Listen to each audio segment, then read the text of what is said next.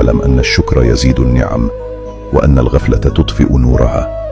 فإذا أردت دوام الخير فكن من الذاكرين الشاكرين.